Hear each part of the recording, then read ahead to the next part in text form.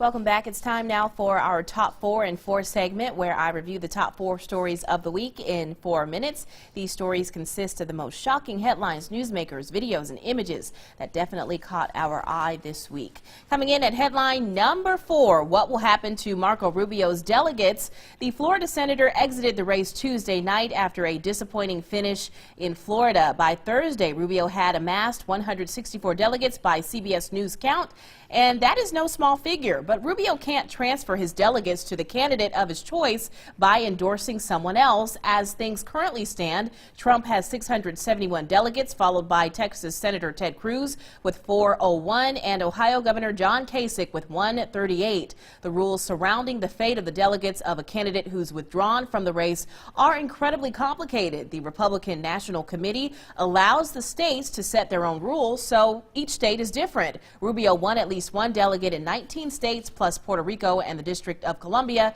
so there are a lot of state rules at play here.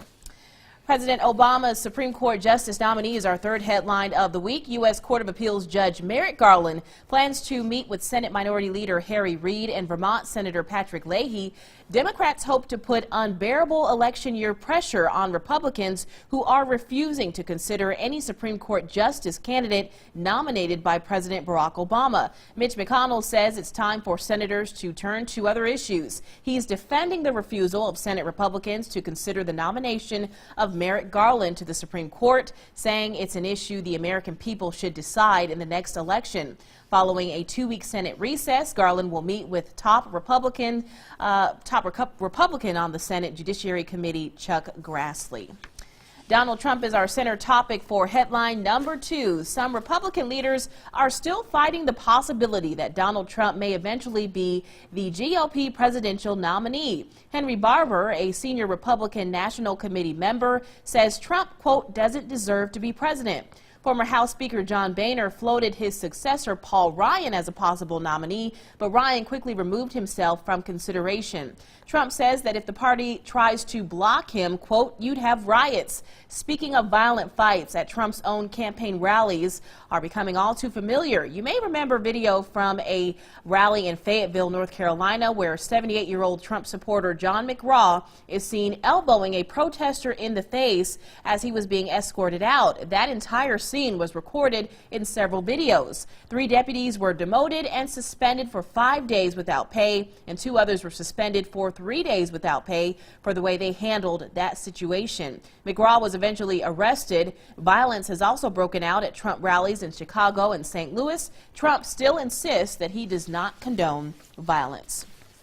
Coming in at headline number 1, March Madness is taking over at small companies that are letting employees watch the NCAA basketball tournament while they work. This year's brackets reveal that March Madness can be distracting for many companies, especially during daytime games. The games are streamed online, and many people continually check scores on their smartphones. According to Challenger Gray and Christmas, a company that helps laid-off workers find jobs, productivity can slip with an estimated $1.9 billion in wages paid to staffers who aren't working because they're preoccupied with games. And if everyone is watching a game at the same time, it can slow a company's computer network. But many small businesses have found it's better to let staffers watch the games so that output doesn't really suffer. They find a little slack makes for a better workplace, and because the decision will likely be made by the owner and not executives in a big corporation, the boss can just say, go for it.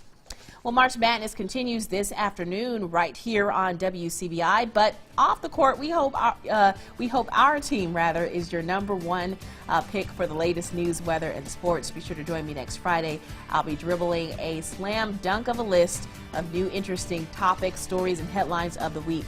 We'll be right back after this.